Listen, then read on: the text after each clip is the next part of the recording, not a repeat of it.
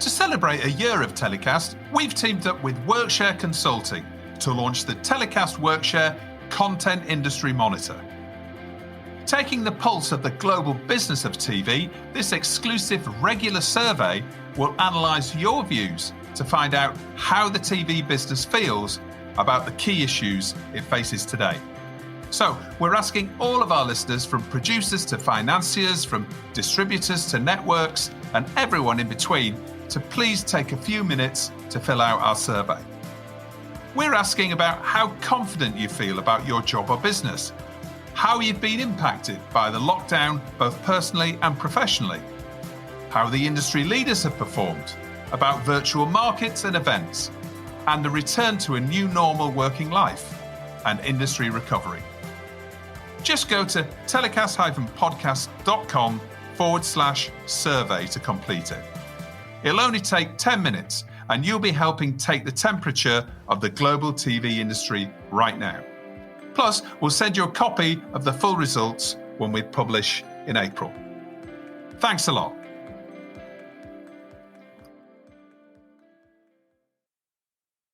TellyCast, the TV industry news review. How to get hired by Netflix. What's the latest on Andrew Neil's GB News and Rupert Murdoch's News UK channel launches? And what's next for Piers Morgan? Hi, I'm Justin Crosby and welcome to this week's TellyCast.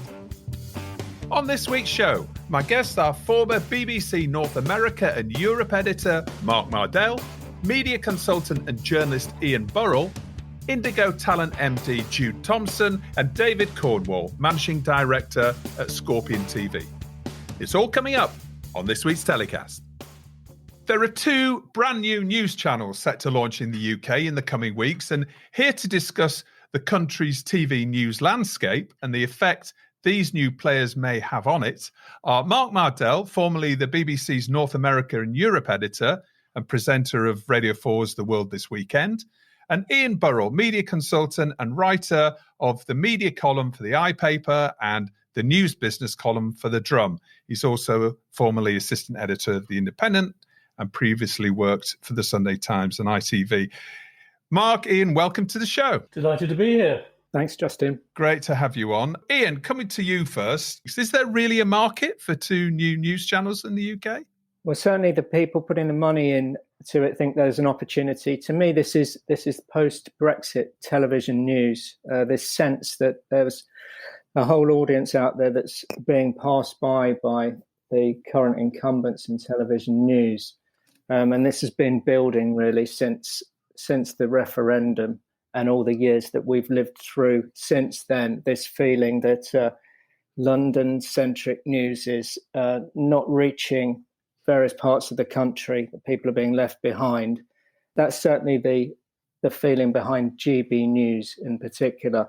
They're looking to create diversity in the voices on their schedule and to reach parts of the country that they believe are currently underserved. Mark, the BBC just announced last week there's a whole load of changes right across the corporation, but looking specifically at news, they're taking the Today programme to be co-presented from outside London from at least 100 episodes a year. They're moving the climate and science team out to Cardiff and technology to Glasgow. BBC's World Service business team has moved out to Salford. And there's going to be a new generation of 100 new reporters based in towns and areas that have never really had a regional TV presence. Do you think this is an admission that the BBC hasn't really been serving the UK population properly with news? I think, as ever with the BBC, it's a bit of a curate's egg and a mixed bag, to mix my metaphors thoroughly muddled up. But I think that it's partly what Ian described, that post-Brexit landscape, the feeling that there's an audience who just doesn't feel served by the BBC. I'm not sure how right that is, how good their research is, but it's partly driven by that. Some of it's, as I say, very good. I think the 100 new reporters is a brilliant idea. If it really happens and they really put them in places and towns that have never been served before, fantastic. Because one of the problems I always had on the programme of The World at One was when the story happened, you'd ring up the newsroom and they'd say, sorry, it's just me reading the news. There's nobody here to go out and do it. And I'm talking about places like Liverpool saying that. So, that's brilliant. I think it's a good idea to get the Today programme on the road and other programmes. I'd like to think I'm a bit of a pioneer with that. We took The World at One and The World This Weekend on the road quite a lot. You have to be technically editorially quite focused on that. You can't just go there and then hope something will turn out. You have to look for a story that will work. We did it during Brexit, so it was always about Brexit and the area's attitude. So you've got to be focused. I think getting people out of London is probably a good idea, but it's more about a social strategy, an economic strategy that the government will endorse than anything that helps the BBC. I mean, I think being based in Cardiff or Glasgow rather than London maybe gives you a wider viewpoint, but that seems to be more the social engineering than actually trying to reflect the voice of the country. Ian, you talked about this being driven by a sort of a post-Brexit kind of movement, if you like, or the BBC has been always known as, or certainly Andrew Neil recently talked about the BBC's news as being metropolitan and sort of centre-left. And these two new services, we're assuming they're going to be more on the centre-right or more right-wing facing. People have talked about Fox News as a bit of a template for this. Can you talk us through these two new services and what we know so far? Yeah, absolutely. Well, I think that's certainly the case with GB News. You only have to look at the hires that they've made, which is the most interesting signal so far of the type of service they're putting together. There are three individuals who've got strong connections with the Brexit Party or Reform UK, as it's now known. Michelle Dewberry, Alexandra Phillips, also Inaya Folarin Aman have all stood for the Brexit Party. On top of that, you have Christian Mitchell, who's the LBC producer for Nigel Farage, at least for as long as Nigel Farage was with LBC. And then I read very recently Gawain Towler, who's the former Brexit Party comms chief, writing very favourably about GB News and saying they should go the whole hog and give Nigel Farage a presenting slot himself. So there's a strong alignment there, and that's why I would say that this is a service that's looking to reach the so-called 52%, those people who voted for Brexit. There's a strong political alignment there. With the News UK offering, I think it's different. I don't think it's so clearly a right-wing product. And it does describe itself as a product rather than as a channel. It's going to be individual programs that sit on connected TV rather than the 24-hour news channel that we've been used to. And it's going to really advocate and market for the existing brands in the News UK, Rupert Murdoch's newspaper stable. So it will build on the brand recognition that The Sun, The Times, and also Talk Radio already have. And this play is very much about News UK realising that it can't just be a newspaper legacy media organisation. It has to be multimedia. It's already moved into the radio sphere with Talk Radio and Times Radio. And this is an extension of that. It's a cross-marketing, cross-promotion of some of its best-known figures from those news brands. So the Times is obviously rather different in outlook from a Brexit leave type position. There are differences in terms of the political leanings of those two organisations, quite distinct. Taking GB News to begin with, obviously, chairman is Andrew Neil, a hugely successful career in news, basically being editor of the Sunday Times and lots of various newspapers over the years, but also, helming some very successful political shows and actually being probably the most effective political interviewer, certainly over the last election and over the last few years. It seems to me to have all of the right ingredients to succeed. Mark, what do you think? What do you make of GB News? Well, I would agree with you to start off about Andrew Neil. I work with him very closely on This Week. I think he's a brilliant interviewer, a brilliant presenter, very badly treated by the BBC and stupidly treated, because if they're worried about how they appeal to a certain audience, he was the man to do the job. And as you say, he's the best interviewer they've got. And I think it was crazy to throw him away. And I've got a lot of respect for him. But I'm concerned, interested indeed, fascinated by what GB News turns out to be, because it's all very well saying it looks Brexity, it looks leavish. Well, we've left. I know there's a lot of mileage left in Brexit, and it's a process, not a thing that happens, but you can't bang on about Brexit the whole time. They say they want to serve a marginalised and overlooked community, an underserved and unheard community.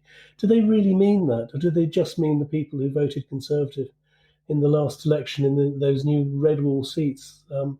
Is it just about that? Is it wider than that? Because Andrew Neil says it's not going to be Fox News, it's not going to be fake news, it's not going to be ranting. But it seems to me one of the things that's running through it is anti-woke. Now, woke is obviously the heir to political correctness gone mad, as in they won't even let you own human beings as slaves anymore. It's political correctness gone mad.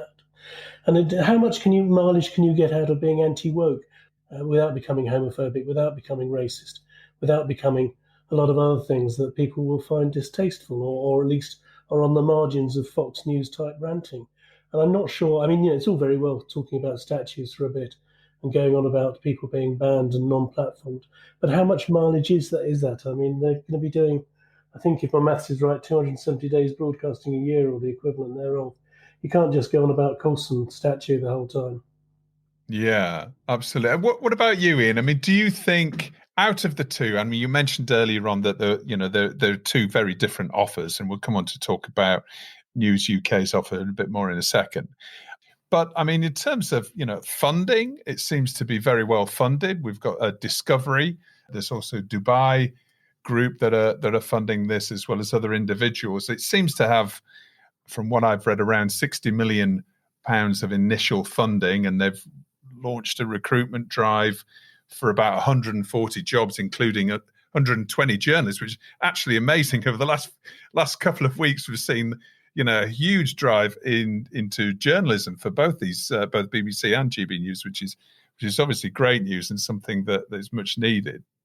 Well, it depends on the metrics you use to judge its success. I think Mark's absolutely right that Andrew Neil, who's the flagship host, is a huge asset to the project. But 60 million, I mean, it sounds a lot at first, but news channels, particularly the type of ambitious schedule that GB News is talking about putting together, they're extremely expensive things to run, and they don't traditionally make money. Sky News hasn't made money. Most people would consider that to be a success over the years, including Andrew Neil, who was there at the beginning. But it's not a financial success in that respect. You have to consider how we judge this. There's not a huge audience for rolling news. It's a pretty minority interest, and most media analysts struggle to see the business case for this, and the idea that advertisers will be queuing up to spend money with a service like this, particularly if, as Mark suggested, they veer towards some pretty sort of hostile stuff, particularly if they need to keep the ratings up, which offends people and leads to criticism and backlash. It's not quite as an easy one to pull off as I think you suggest, or might seem in these early days when it's all good news as far as they're concerned, because they're bringing on new people, they're hiring in a market where there's a lot of cuts and recession, and it seems like they're going forward. I think that because of the types of backers they have, it's not all about making money. Paul Marshall, who's the big hedge funder, who also underwrites Unheard, which is another anti-woke news outlet that is involved in the culture wars that Mark was describing. He's one of the big backers. The Legatum Foundation in Dubai is also putting in a lot of money. I'm not sure that the idea that they're going to make a huge amount of profits is the motivation. I think it's about changing the narrative in television news, providing something different, and all that comes with that. Absolutely. I think it's intended as a wedge against the BBC. It's trying to force open the scale of political intervention from the television broadcasters and just push the envelope a little bit, or quite a lot, I imagine. And I think it is more political than about making money.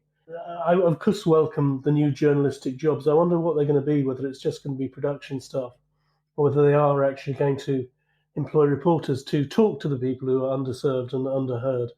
You mentioned rolling news. I think Andrew Neil has said it won't be conventional rolling news, so it'll be sort of discussion panel shows, I imagine. I don't know.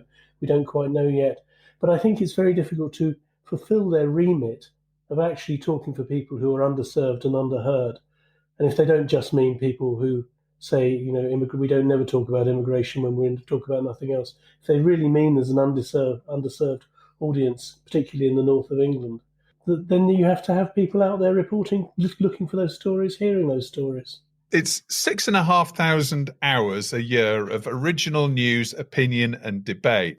But I guess we talked about Fox News as a model for this in the US in terms of personality-driven channel. They've hired, surprisingly, actually, they've hired Dan Wootton, haven't they, from News UK? And you would imagine Dan Wootton would be the jewel in the crown, or one of the jewels in the crown for the News UK offering, Ian.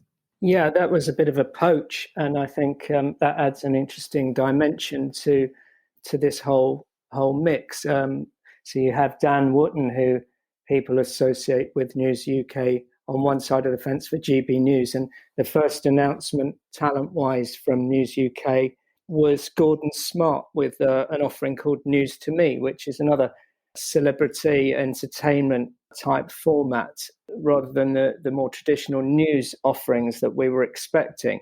This extra dimension, it all helps, I think, GB News in saying we're a broader proposition than having just a single political agenda.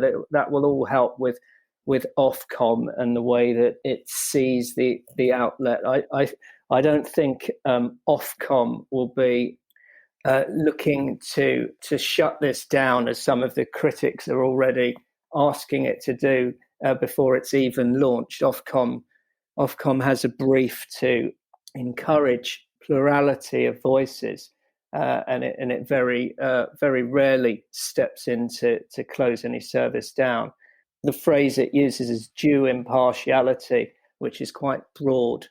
I think having Dan Wootton there, having some of the other very well-respected journalists that they've taken on board, like Colin Brazier, Darren McCaffrey, very established Sky News figures, will offset some of the more sort of louder political voices that they've taken on board, and probably help with the regulator, I would have thought.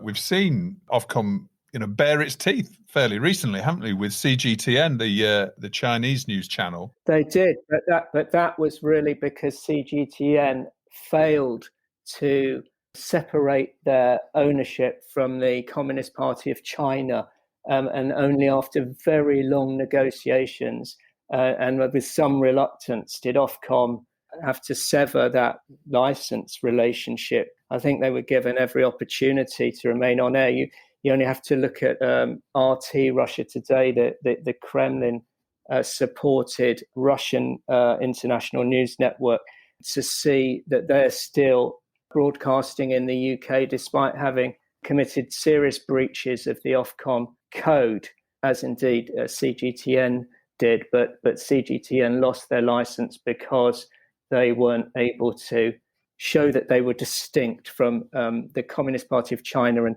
that is forbidden under Ofcom rules. You can't be run by a political party by law. We talked about the investors, including Discovery. And Ian, you mentioned that you didn't think it was necessarily a money-making exercise. Looking at news channels, you mentioned Russia Today, we mentioned CGTN. These are channels really about soft power, aren't they? They're really about idealism and of the backers.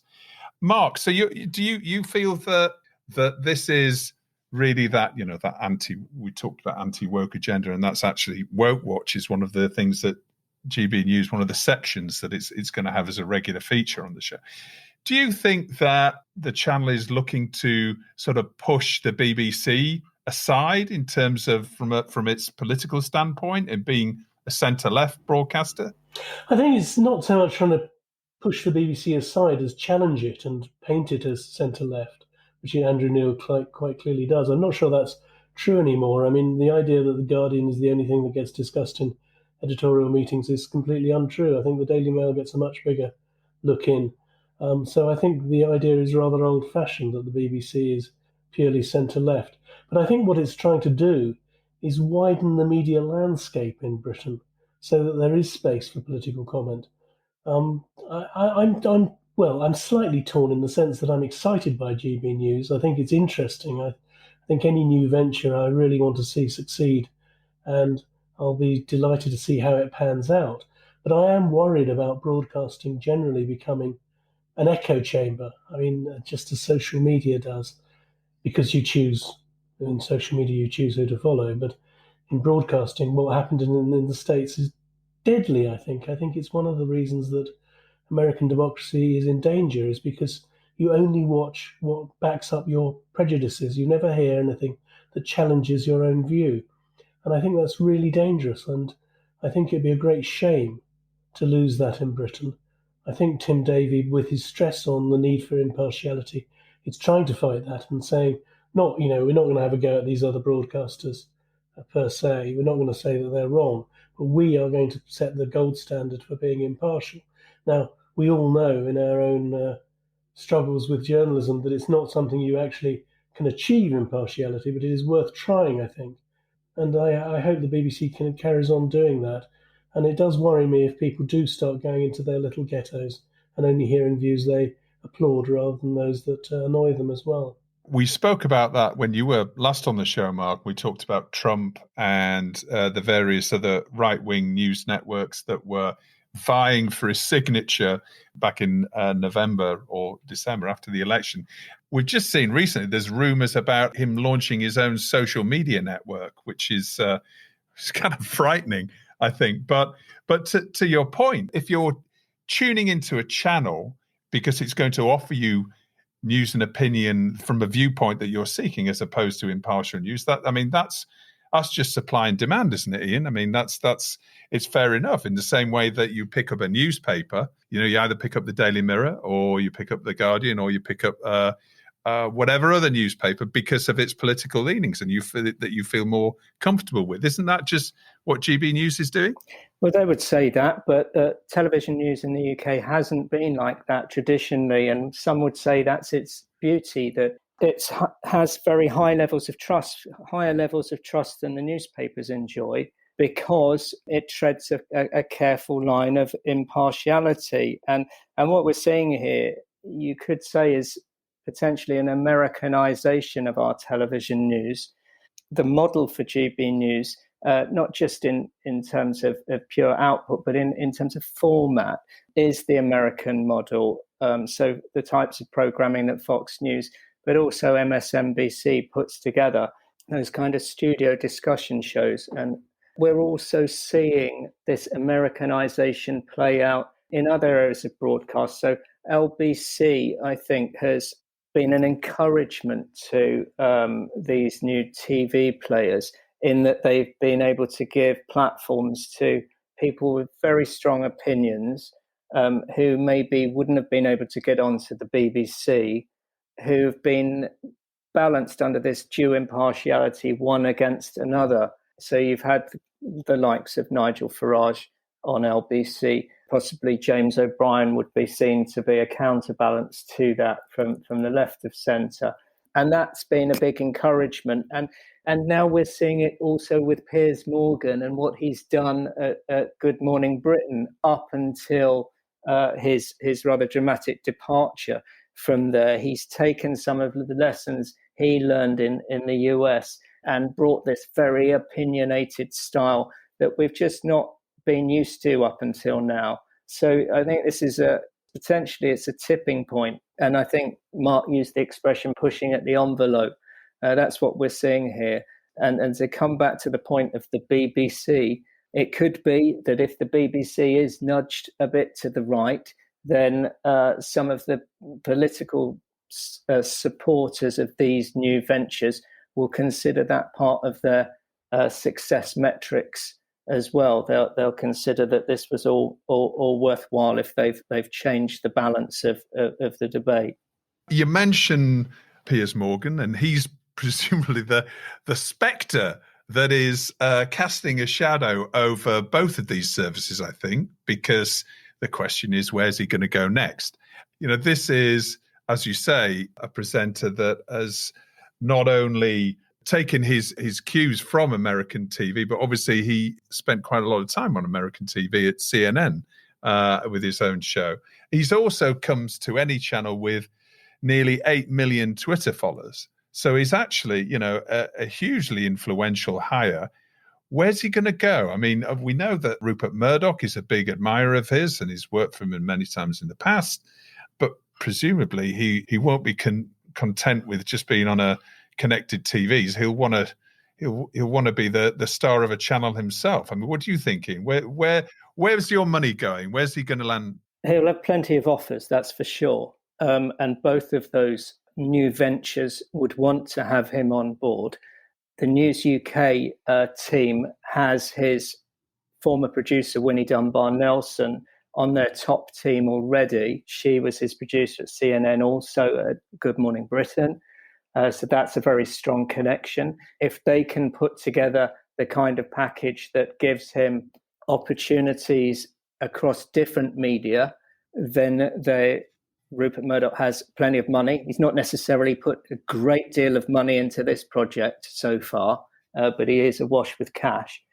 If they make the right opportunity for him, that could be very attractive. At the same time, GB News is very much suited to him. He produced a book last year, Woke Up. I mean, it's all about attacking woke culture. He's made that his big signature at GMB and in his attacks on Meghan Markle. He's a personal friend of Andrew Neil, and Andrew Neil's already said he would love to have him on board. You saw with the kind of Dan Wootton offering, where Dan Wootton's come to GB News, but also taken on a new journalism position with the Mail on Sunday. You're seeing the way that packages could be potentially put together for Piers Morgan. He will also potentially have other offers. Some of the streamers might put something together. He might be interested in what Jeremy Clarkson has done with Amazon. He already has a bit of a presence on Netflix with a series there about women in prison. He is a rare character, hated by many, but nonetheless able to draw big audiences and bring audiences with him in a way that very few people can. Mark, what do you make of Piers Morgan and his ability to obviously to offend and upset, but also, he's been very successful in holding the government to account. Many would say during the pandemic, he's been the one challenging voice to the government. I mean, can you just see this getting bigger and bigger in terms of personality-led news? Yes, I think so, definitely. I think personality news is a future. I say a future because I don't think it's necessarily the future and not necessarily the way the BBC will want to go. But it's, what a showman, what a great success, what a huge success. And as you say, there's one bit of me that despises him for that, and the way that you want to, not so much it's that you want to watch him, but you read about him constantly. And it seems the whole Meghan storm out was deliberate to me, was designed to provoke headlines and to make him bigger than the story. But he has been a great success, as you say, holding the government to account, doing tough interviews, which I think increasingly we don't see very much on the BBC. I think that we're getting into a phase where the BBC is worried about offending the government on occasions and doesn't give very strong grillings in many cases. Paxman was, who I worked with for a long time as well, was a huge success at that, of being not necessarily opinionated, but just asking the tough questions again and again. And Piers Morgan clearly does that. And, that's again where I've seen him tweeted around again and again when he's put the government ministers on the spot. And I think that's great to see that. And I would like to see that if I was saying that the BBC is being nudged in a certain direction by these news channels. That would be great if it was nudged into a tougher approach to government. Because it's quite interesting that both Andrew Neil and Piers Morgan have, to an extent, a sort of, well, Piers Morgan flits across, but a right-wing persona. But nevertheless, they're still quite tough on this Tory government. I think he's also, just an aside, he's sort of he fits in with the Trump and the Boris mold, doesn't he? He's a populist character, middle-aged white man, but, sort of somebody who's larger than life and says what he thinks others won't say. There must be a question as to how much he appeals to the millennial audience, though, which is, if you're going for advertisers, that they're the holy grail. That kind of grumpy middle-aged guy approach is not necessarily going to play that well with them. I think with GB News, if they could afford him, another thing that they might find difficult with Piers Morgan is whether he would overshadow the whole brand. He's such a big personality. At the moment, their big name is Andrew Neil, and they draw a lot of kudos from that. If it becomes the Piers Morgan channel, that might be something different from what they set out to do, particularly as Mark was saying, he is a bit of a maverick. He led the Mirror against the Gulf War. He took on the gun lobby in the United States. He's challenged the UK government over its handling of COVID. And yet on other things, he's very anti-woke, pro-royal family, much more sort of traditionally right-wing. He's a difficult one to call, and such a big name that he could become sort of all dominant on the channel. So it'd be a difficult one for them to manage, I think. Where's Jeremy Paxman these days? I mean, we miss him. I miss him a lot. I think he pops up on Channel 4 documentaries from time to time. I think he's got a podcast, which I haven't shamefully listened to yet, interviewing the great and the good. Yeah, he has a podcast which is based on having a drink with people in the pub and shooting the breeze, which is obviously not especially well timed in an era of a lockdown, which is rather unfortunate for him. He's been waiting in the pub for the last year. Yeah, you can see he'd be very attractive to either a product from News UK or the schedule at GB News. I read an interview with him last week that he did with Press Gazette, where he not only ruled himself out from having had any talks with GB News, but rather indicated that he was completely out the loop by saying he never watches Newsnight anymore, hasn't watched it for years, and claiming not to recognise quite a lot of what's going on at the moment. So I don't think he's looking for a gig with either of these operators anytime soon. Well, he's a man after my own heart, because that's what I based TellyCast on when I started it last year, was the idea of sitting with TV people in a bar shooting the breeze. So maybe we should get him on next week, and or invite him on in a future week, see how it's going. And yeah, he sounds like he's chilling out. He's had enough of the whole aggressive interviewing, and he's probably just taking it easy. He's always had that rather world-weary style about him. He's done the Edinburgh Festival as well, hasn't he? So he's got a few strings to his bow. Yeah. Mark, Ian, fantastic for you to join me this week. I've been really enjoying our discussion. We could talk a lot. We could talk probably a lot more about News UK, but there's a little less has been announced on that. So maybe we can look at that again in the future sometime. Thanks so much for joining me on this week's show. Really enjoyed having you on the show. Thanks very much. It's been a pleasure. How do you get headhunted by a Netflix or a Disney? How does a headhunter operate? And what's the market like right now for senior executive TV hires? Well, here to tell us all of this and more about the secrets of the TV industry headhunter, I'm joined by Jude Thompson, MD and founder of leading TV industry talent recruitment business, Indigo Talent. Hi, Jude. Welcome to the show. Hi. Thanks for having me. Excited to be here. This is a really interesting subject that I've been really interested in talking about for a number of weeks. So I'm delighted to have someone as experienced as yourself to guide us through this and talk us through the world of the headhunter. But first of all, you've got testimonials on your website from Ben Frau, Wayne Garvey, Lorraine Hegacy, Sam Barcroft, and lots of others. Tell us more about what you do and who you do it for.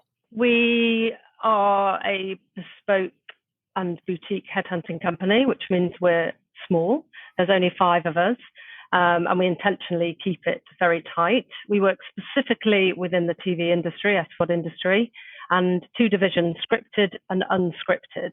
And clients, as you've seen on the website, offer range from people like Fremantle to Sony to Sky to smaller clients like various artists, 50 Fathoms, Lightbox. We work with exceptional storytellers and creatives. I'm really proud to do that. What's the background to the company? Did you work in TV, or does other execs within the business work in the TV industry? How did you come to be a specialist headhunter in this area? We're a diverse crew, actually. There's 2 of our team specifically came from production and talent management. I came through the executive search world, so I've been doing this for 20 years. Not many benefits of getting older, but one of them is experience and confidence. And I guess the other is I've worked with candidates 15, 20 years ago, so now they are in senior leadership roles. Who else? We've got Claudia, who's my business partner, came from radio. Sunrise, who's just joined us in Glasgow. She came from gaming. So yeah, a real mix. And I think it brings a different edge and a different opinion onto the market and the people we evaluate and identify. So I've always wondered, and I'm sure lots of other people have wondered out there, how does a headhunter operate? Because, this is, everybody wants to get headhunted, don't they? We know that headhunters are out there, but you're, as you say, you may be a bit of a stealth business. Tell us about how you operate. That's right. And in fact, somebody called us a private investigator the other day because we really are behind the scenes. There's a lot of senior roles and hiring that we're involved in, but you're not going to hear that from us. And I think that's our place. We hold so much information and intel. Confidence and trust is our number one value, and we will always retain that information, using it to help us shape our searches and decisions, but never ever sharing anything. So we are constantly in the market. If you think about how many people we're talking to, how many people we're listening to, what we're learning, and that's how we build our intel and information. So in terms of how you get headhunted, I guess the majority of our work is word of mouth, recommendations is a big part. Every time we talk to somebody, we always ask questions about who they've worked with, where has been their sweet spot in terms of being in the development team, where something really worked. So there's all questions like that we dig down to, who's been inspiring, who have they learned from. And then on the other side of the fence, we're complete super geeks. And I will sit there with a spreadsheet monthly going through all the programming index, who's been commissioning, what the ratings were, what's been recommissioned, why has that been recommissioned, and who was really behind the show. That's an interesting one.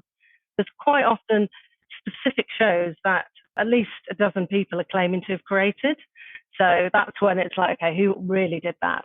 And for example, if you're ever interviewing a creative or a development person who claims that was entirely their idea, that's generally a big porky because development's collaborative. There's always elements that somebody added. So we investigate a lot. We get really down to who was really behind the show. Claudia always describes it as this huge jigsaw, and we're forever putting the parts together. So headhunting is about, at the end of the day, doing amazing work, doing great work, being really talented at what you do, because that's how people talk about you, or that's how people recommend you. And I think that's really how it works. And also, we follow people. We follow people's careers. We look at the talent coming up, who's the next layer below the people we're working with, and we help them. We coach them. We're there as a sounding board when they're just deciding which role to go to next. And then once they're at a certain level, they come into our sphere, and we can start, exploring who they're going to work best with, which culture, in order for them to flourish. I think at the heart of what we do is we try and get, as Jim Collins used to say, you get the right people on the right bus in the right seats and then you go in the right direction. And it's, where are people going to do their really best work? Where are they going to flourish, and what's going to work for the clients? Presumably, an executive has to wait for you to get in touch with them because you're out there watching their careers. And as you say, success as many fathers, if you like. I think this is the term when you look at a show and lots of people claiming their creators Strictly Come Dancing or whatever. In terms of an executive looking to move up the ladder, well, everybody does. Should they get in touch with you, or are they waiting for you to get in touch with them to do your research and waiting for the call, for the email from you? I mean, it works both ways. I would anticipate we've probably been in touch with most people who are in permanent roles, by the way. Headhunters tend to work at a permanent level, whereas a lot of talent managers and there's sort of some recruitment agencies who are really good in the market, and they will look more at freelance execs. So it's a different type of role. If we're asked for freelance, if we know anybody who just, is in between roles or looking for some work, we're always happy to share names. But in general, we're always open for people to contact us. I guess the challenge is, in some aspects, if somebody's proactively looking for a role, we're not going to be the best people because we're working on either specific briefs or we're looking at people who will be considering what next after they've delivered certain things at their current companies.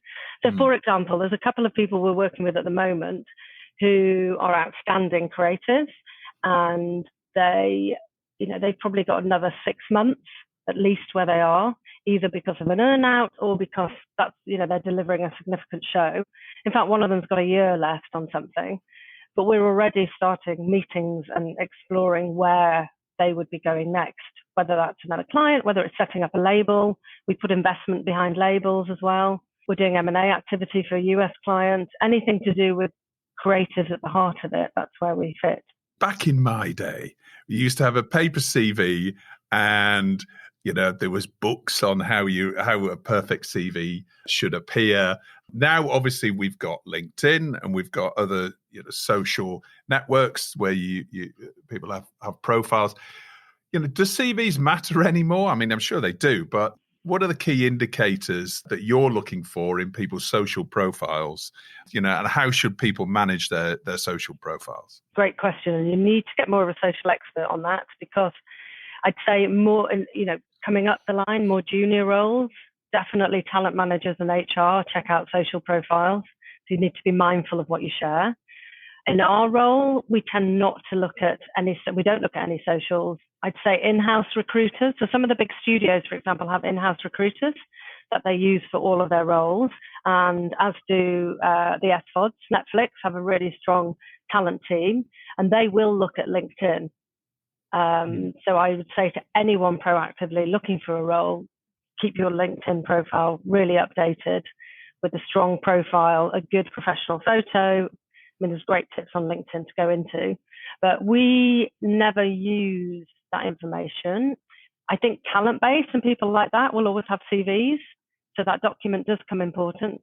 When we're sharing information, when we're effectively shortlisting, which means to the client we're sharing which candidates should be taken to the next stage and interviewed for the specific brief, then we use CVs.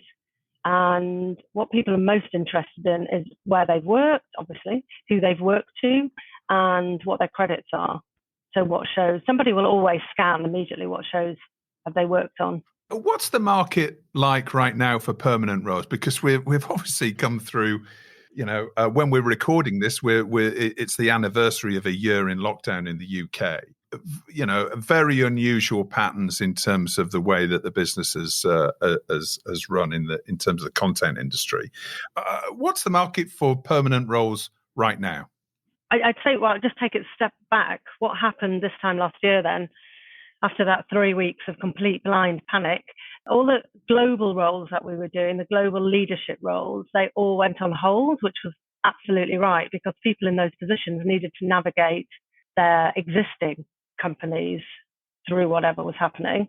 And also senior leadership here, in the UK, they were obviously all focused on effectively production and keeping their people safe.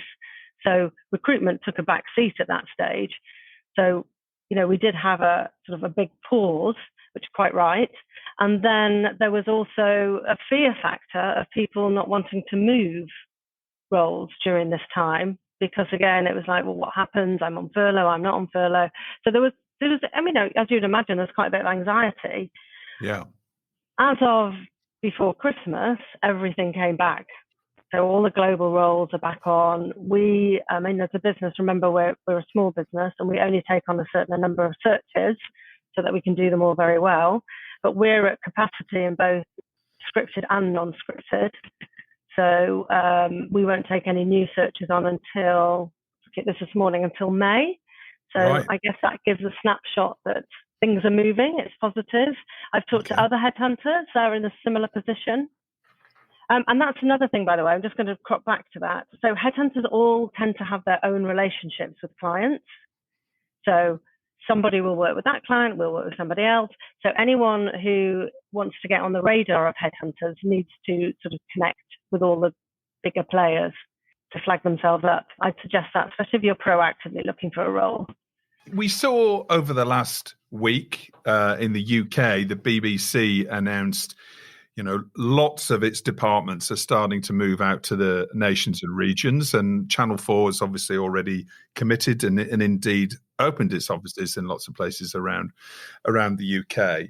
How's that going to affect executive recruitment in the next couple of years? Because coming from Yorkshire, and I know, Jude, you are too, yeah. I mean, when it comes to the senior executive who lives in Queen's Park might not be quite as keen to move up to Newcastle or Glasgow or Leeds.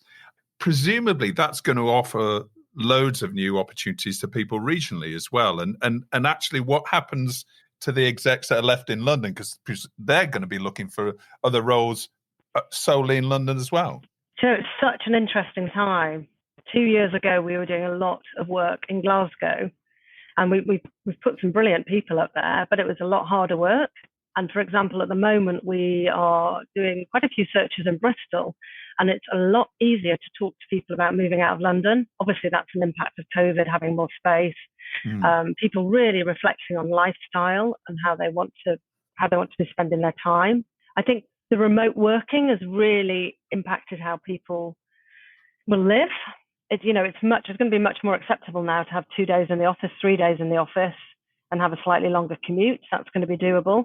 And I think it's really positive for the regions. We're seeing a lot of people, the Geordies. Having said that, I couldn't even think of any Indies who were up in Newcastle, which I thought was extraordinary, such a creative bunch. But Geordies, a lot of Northerners end up going home, as I'd like to say, going back to their roots. And so that's fantastic. I know, quite a few people already who are looking at a northern move. So that's taking this creative talent out of London and up to building talent bases in the regions, which will take a little bit of time, but I think it's hugely positive. And also, London has been the epicenter for the creative world. I moved out of London 5 years ago to Brighton, and feeling quite pleased with myself about that during COVID. But I have to say, I'm from Middlesbrough originally, but moving out of London, you realise what a bubble London is. My husband, they're in the pub or watching telly by 6 o'clock. We haven't even left the office, and I thought that was a really interesting insight for TV world to think about the impacts of, creating content outside the London bubble. But positive for the regions, great talent up there, and I think by creating those hubs and talent bases, it's just going to provide way more opportunity, for more voices, for more regional voices. Brilliant. I'm excited about it. Yeah, me too. And I think, this is all part of this levelling up that we've been talking about that totally. Hopefully really comes through on the back of rebuilding after COVID. But now looking at the US streaming businesses who have come and parked their tanks on the lawn of the UK TV industry over the last few years. And I'm hearing whispers from the freelance world that, new productions that are in place now, freelance execs are going to the highest bidder, i.e. the likes of Netflix, and they're paying almost 3 times as much for an exec for a week in production just because they're desperate to get production moving again. and it's kind of, price isn't an object for them. But it's in terms of the permanent roles, are we seeing that similar effect when it comes to US streaming businesses distorting the market with high salaries for UK broadcasters and other UK content businesses? Good question. They do pay more, it's a fact. And I think it'll be more challenging potentially for people when they've been in a streamer to then come out and might have to take the shout that they're going to need to take a pay cut if they want a specific role somewhere else. So we're doing some global searches at the moment, and the US salaries have always been considerably higher than European salaries. So perhaps that's just what happened with the streamers. It's a really tricky one because, you asked at the beginning about, how do you get headhunted for a streamer? People ask us all the time about that. People all want to be working in that SVOD world, and they've got bigger budgets to play with. It's where people are really heading to consume content as the new players. It's the pinnacle, isn't it, for an exec's career? I suppose, if you've been working at the BBC or you've been working, at any of the other national broadcasters, and you've got likes of Netflix or Disney or Apple who are there going, okay, well, it's almost double the salary. And the role that they have as well is so much power then, in terms of, right, okay, their commissioning might is also quite significant. So, hugely influential roles. It's certainly an interesting area. It seems, but it's tough. I'm not saying terrestrial commissioning isn't tough as well. All of it's tough. You're very accountable in the Netflixes of this world because everything's so data driven. You've got nowhere to hide. If something doesn't deliver,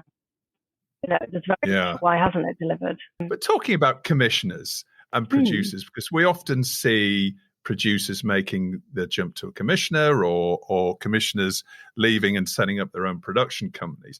How do you know whether a successful producer will make a good commissioner?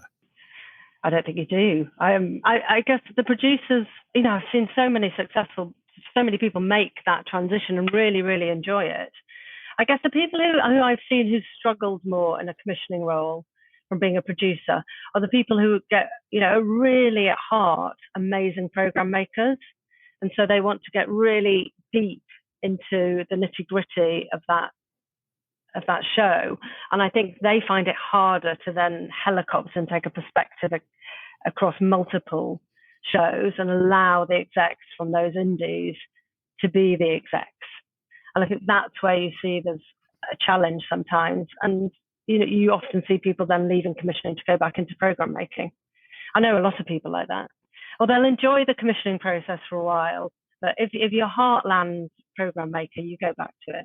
What about the main challenges that channels and streamers are facing in the market right now in their recruitment needs? What are the challenges they're coming up against? If the streamers want to approach anybody, I'd say everyone is open to an approach from a streamer at the moment.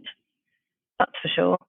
They've got really stringent interview processes and long processes to go through, which can be quite challenging for the candidate, I think, more than anything. So I'd say for the streamers, it's a really open market to approach people. So I wouldn't say they've particularly got a challenge on recruitment at the moment. Now everyone's coming out of COVID, people are much more open to approaching. Development's a really interesting one, actually, because everybody's been working hell for leather in development over the last year. And actually, people are coming to the end of those cycles. So we've got a few development searches at the moment, and we're finding it a lot easier at the moment to engage with people because they're like, yeah, I've come up for air. Scripted, the development cycles are a lot longer. So you've really got to track people as to where they are on that. So there's no point, approaching somebody at 18 months into development cycle, they'll be 2 or 3 years. So hiring is all about timing. It's all about where that person is, what they're motivated by at that point in their life, whether it's working under a creative that can take them to the next level, whether it's financial, whether it's, more time to spend with family. So they want a more flexible culture. There's 6 categories really. It's just another conversation which people fall into. And that really shapes people's motivations for changing roles. And we tend to know all of those. When we talk to people, it's really driven by what people are motivated by. What about BAME hiring quotas? Because that is something that, is at the forefront of hiring policy for many businesses in the UK, and it's about time as well. There's presumably some challenges with that as well when it comes to hiring at a senior level, because it almost feels like the industry within like the last 18 months, 2 years has gone from not really taking BAME issues seriously to putting in quotas and going, we need BAME candidates and executives at certain level across the industry. That must be a challenge for you and challenge for the industry as a whole when it comes to those hiring plans. I mean, definitely, and we've heard a lot about that.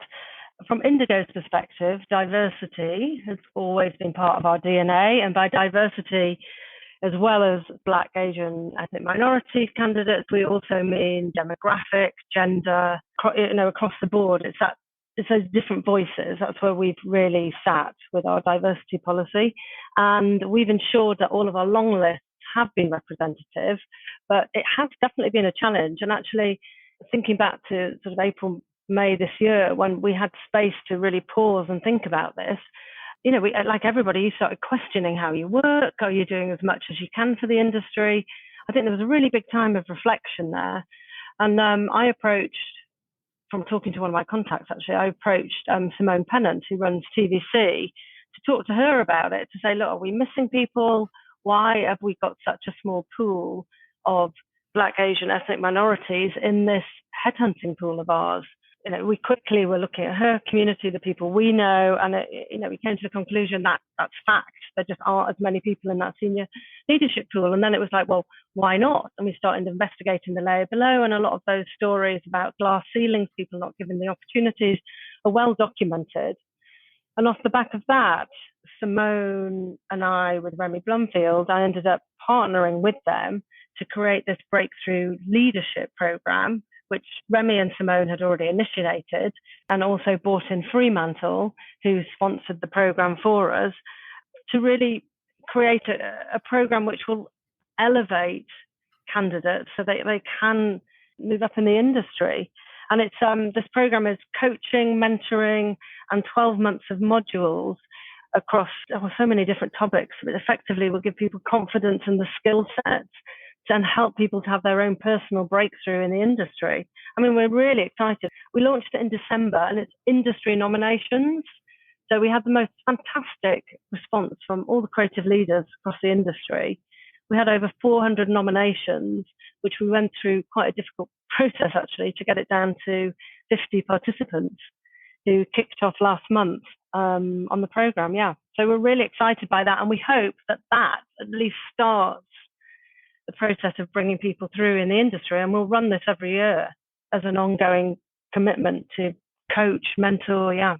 Oh, that's very good. Well, it's much needed, and the best of luck to you and everyone else involved in that program. I'm sure that'll be a big success. Thank you. What's the single piece of advice that you give most often to candidates and hirers? So the single piece of advice on both sides of the fence that you give to either party. Preparation for interviews. And that goes both parties, because the client, as we came back to before, touched on about motivations. It's so important that they're positioning their business. That in the first interview, they're pitching to the candidate as much as the candidate's pitching to them. It's a real, first interview is a chemistry. It's whether you've had that connection. It's whether you're inspired. And culture is so important now. We're doing quite a lot of work with clients on that. And so we try and coach clients about how they should be presenting and engaging in the first interview. And likewise with candidates, really help people prepare and focus and think about what you want to highlight. People have got such long, great careers. It's like, okay, you've got X amount of time. Just make sure you have your stories that you want to share. So yeah, preparation for interviews. So my last question, Jude, was, we're all coming out of lockdown. Things are looking very positive. You're at capacity when it comes to, hiring, advertising is coming back, money's coming back into the economy. So it's all looking hopefully positive as we come through to the summer. When people are coming back to work at offices. We're coming out of lockdown. How do you see the clients that you're working for? What's their expectation of people being based in the office? Is it they want people back in the office because it's the culture, or is it a 50-50 blend, which I think a lot of people are sort of starting to demand, or is it a case of like the likes of Google? It's like, no, it's fine. You can work from home for the next year. What are you seeing? So we've been talking about this quite a lot, actually. I would say most people want to be back in the office in some form. Most of our clients are looking at bringing people in for maybe 3 days a week. And in that time, it's where people are having interactions, the development meetings, the creative discussions. And then when people are sort of heads down, literally with the headphones on, or doing work or watching brushes, whatever it might be, then they're doing that from home. So I feel it's feeling like people want people back in the office for that social, for that interaction. It's important, it's been incredibly difficult. Actually, that's a good point. It's been really difficult for people starting new jobs in COVID, because you've had none of that, just not even going out for a drink, but you've had none of that interaction, while you're making a coffee or a quick check-in. People have been sitting on their own in a flat starting a new job. We've been seeing how tricky that is. So people are, especially new starters, you need that interaction. And most clients are excited about getting people back, but making sure that everybody is safe is obviously paramount. And just a different way of working. We've all seen remote working can work. There's that trust element that people were terrified, no one's going to work well when they're at home. That's gone, hopefully. So I think it's going to. Hopefully, it'll benefit people who've had long commutes. Myself, hopefully that will make work-life balance. It's a weird word, but hopefully people have taken some of the things that have been positive about COVID, about spending more time with family, and can incorporate that into the next stage of our world, whatever that's going to look like. I'm positive. I always like to be positive. I know it's been a tough year for a lot of people, but hoping that it's going to be good. And also, TV industry has entertained people. We've really, the amazing creators and producers we've had have kept people going. The amount of content, my family, my mother, it's been her companion. It's been life-saving, actually, for some of the generations. My Netflix to watch list is just so long now. It's ridiculous. I actually can't get through it. What's your guilty pleasure been in lockdown? The best thing that I saw recently, I think, was Queen's Gambit. I mean, I think that was an amazing piece of work. But there's, I've still got to get on to episode 3 of The Trip. I haven't seen that yet, which is which is definitely on the list. I'm going to watch that this weekend. Jude, thank you so much for coming on TellyCast. Really enjoyed talking to you about the recruitment industry and, what's happening in terms of senior executive hires. So thanks again. Hopefully you'll come on the show again and we can cover off some of those other areas that we mentioned. Pleasure. Thanks for having me. Take care. So my next guest on this week's show is David Cornwall, Managing Director at Scorpion TV. Hi, David. Welcome to the show. Hi, Justin. How are you doing?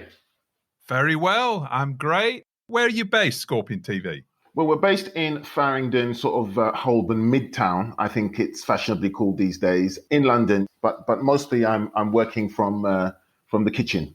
Oh, right. Yes, as we all are. As we all are, yeah. For those who don't know, tell us a little bit about Scorpion TV. Well, we are a factual distributor. We're a boutique. We're 11 years old. We focus on current affairs, human interest, science, and wildlife with a sprinkling of arts, culture, travel and lifestyle thrown in. Quite a niche in the factual area. Okay. Are you a pure play distributor, or do you get involved in production as well? We get involved in production in the sense of we can try to raise co-production investment and pre-sales from broadcasters. We much prefer to focus on, the finished article and getting that out to buyers who sort of know us for that.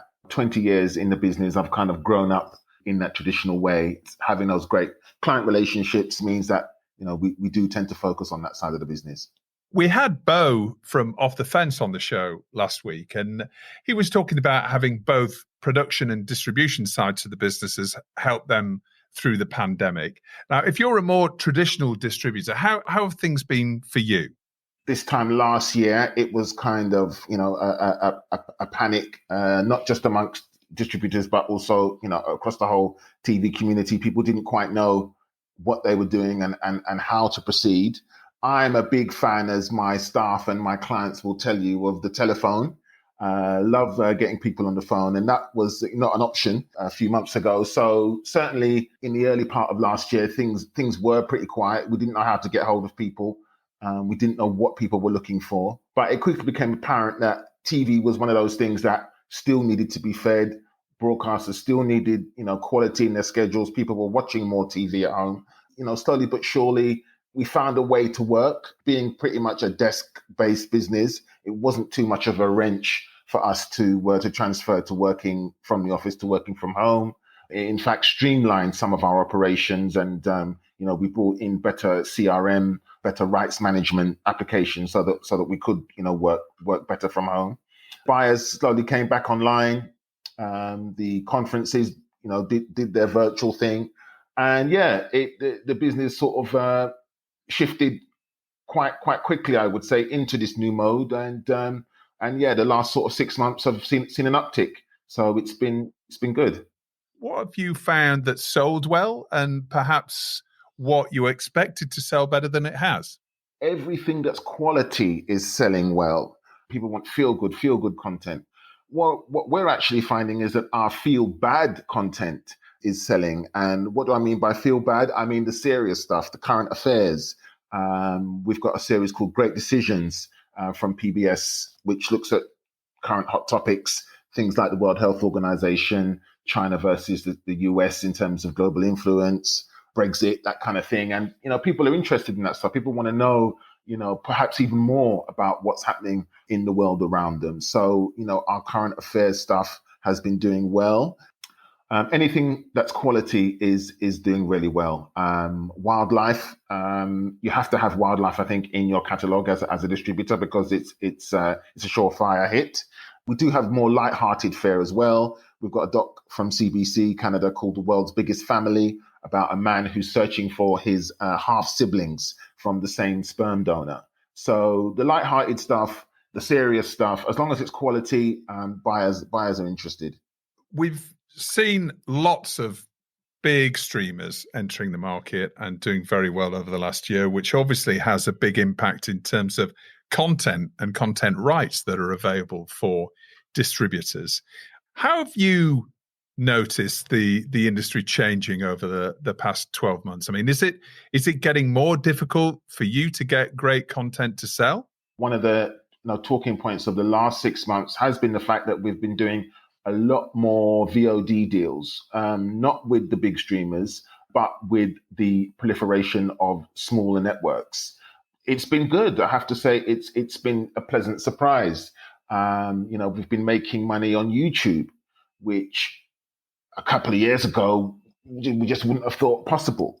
And it's actually, the money we're making on YouTube is actually competing with the license fees that we're getting from broadcasters. This is for library content. So, and it's for genre content. So it's World War II stuff. It's crime stuff. It's science.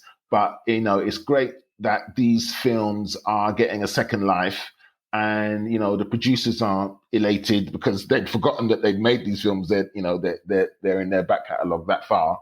And they're getting checks coming through on a regular basis. So that's been really, really good. It has been the proliferation of these VOD networks. In terms of acquiring content, it's always a battle. We are small. We cannot compete with the big boys in terms of laying down advances. So frankly, we don't try. But what we do offer, and what producers do seem to like, is this personal service. We're at the end of the phone. Your film means so much more to us because it really does put food on our table. If we do take on a film, because we don't take on that many, it has to work. We have to go to bat for it. We mainly work with independent producers, 1 or 2 man or woman bands, passionate about a subject, spend a couple of years making a film, and just want to see someone work hard for it.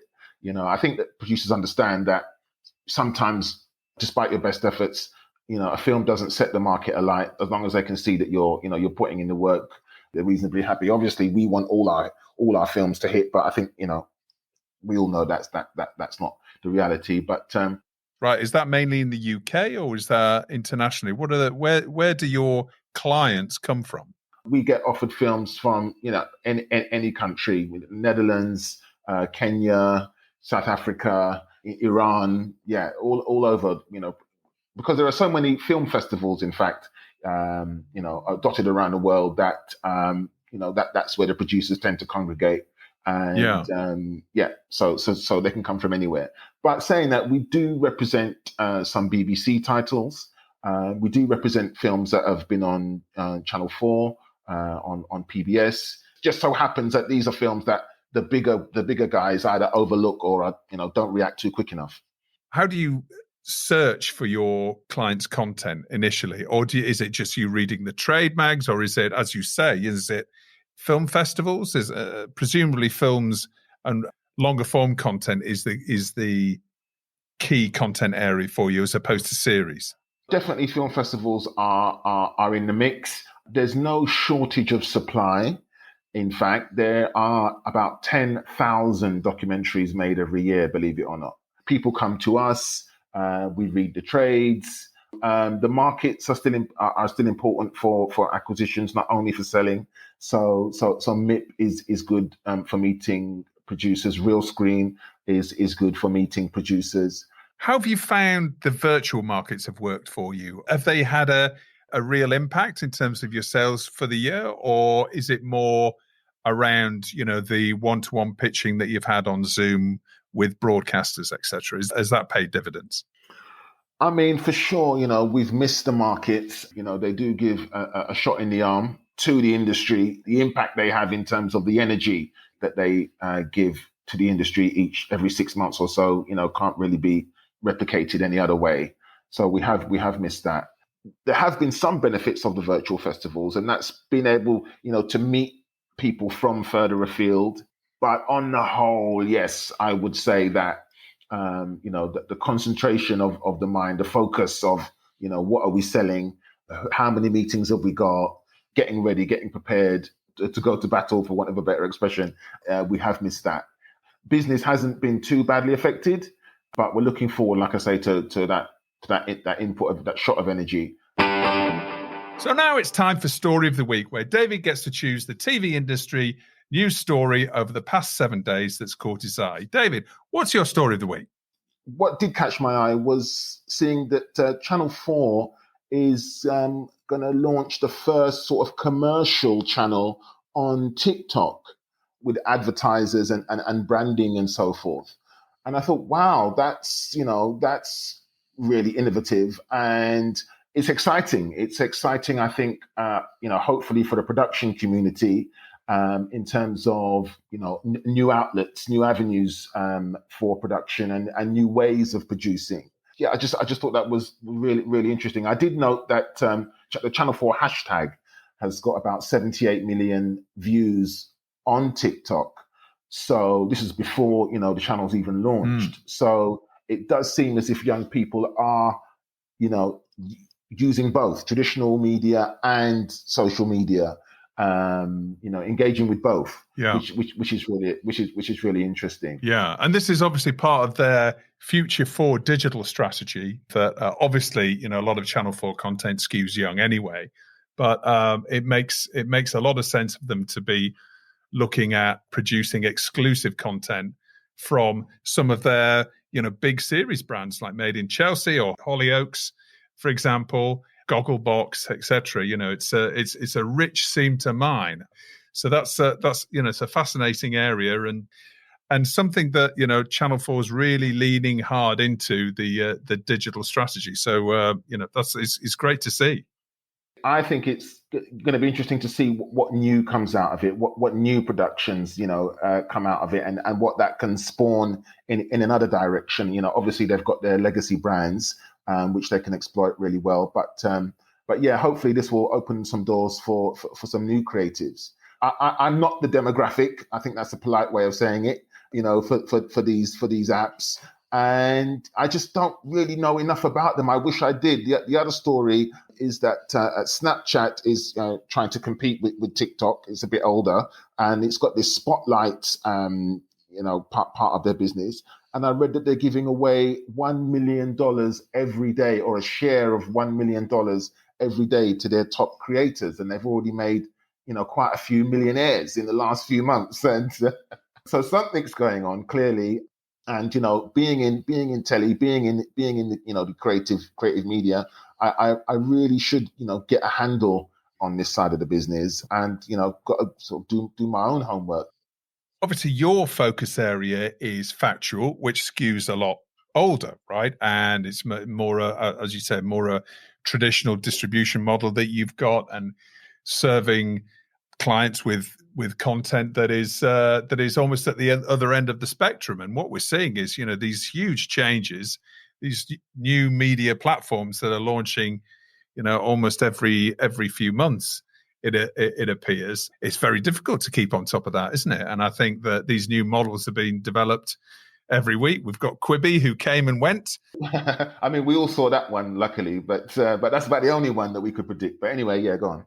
I think it'd be interesting to get somebody from Snapchat on the show, and maybe a rep from TikTok over the next few weeks, and have a chat with them and really understand what they're looking for producers and what are their new business models. And now it's time in the show where my guests get to nominate their hero of the week and who or what they're telling to get in the bin. David, who's your hero of the week?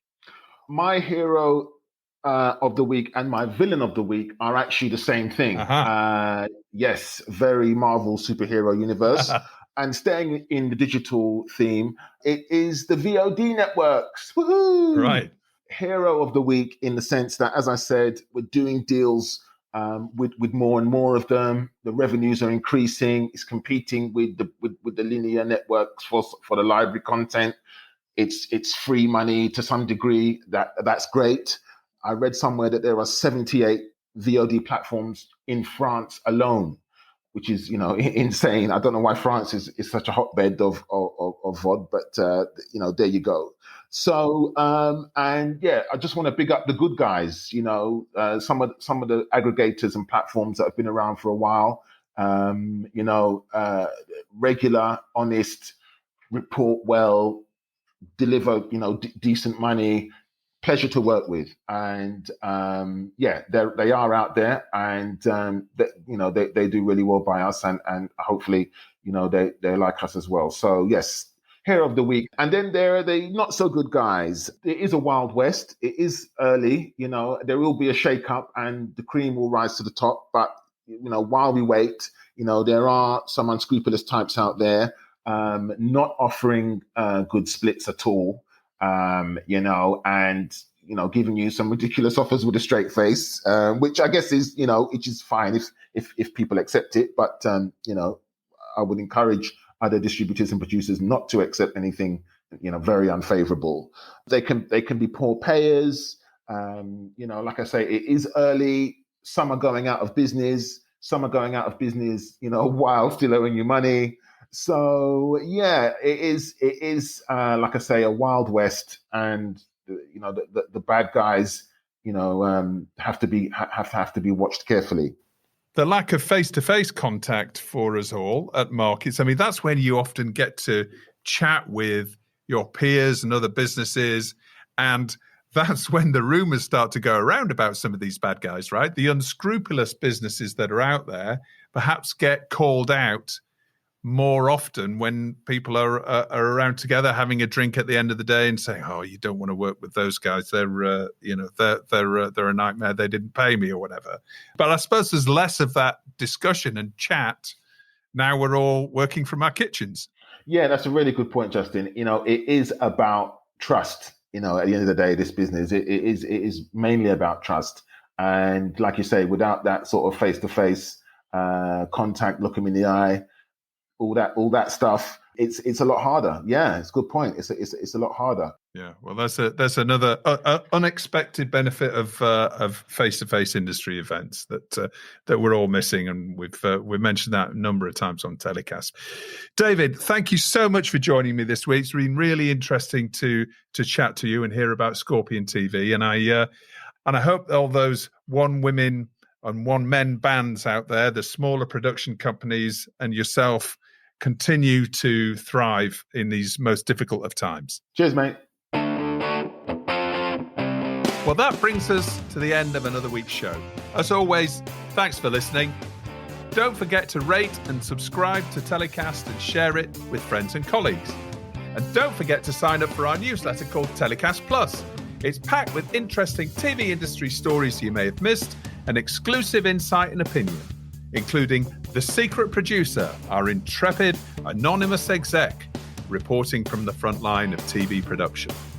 It's all completely free. Just visit our website to sign up at telecast-podcast.com. You can also follow us on Instagram, LinkedIn, and Twitter.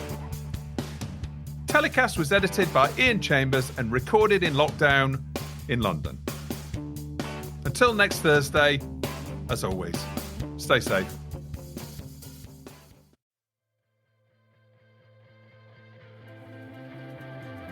To celebrate a year of TellyCast, we've teamed up with Workshare Consulting to launch the TellyCast Workshare Content Industry Monitor.